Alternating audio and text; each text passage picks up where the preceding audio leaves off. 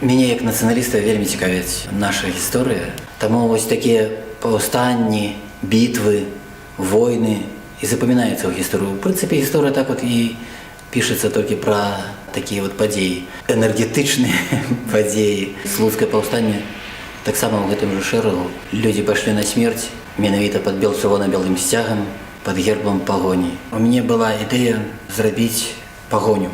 Мы скульптуры мало пагоняў лепілі, все ў рэльефе, а вот мне хацелася зрабіць неяк аб'ёмную.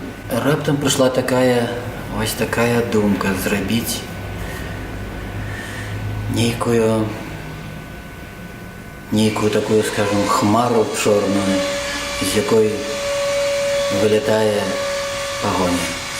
Тут таксама пагоня гэта не класычная беларуская пагоня, там дзе рыцар збройны на кані, а просто вот юнак, шчыры юнак з голым мячом, і замест шчыта застаецца толькі адзін крыж. Вось такі парыў, які хацелася так перадаць. Хацелася такой вот лёгкасці даць, лёгкасць, кантраст з гэтай хмарай. Ось цяпер набліжаецца стагоддзе БНР. Для нацыі гэта вельмі важна сфарміравацца ў сваю дзяржаву.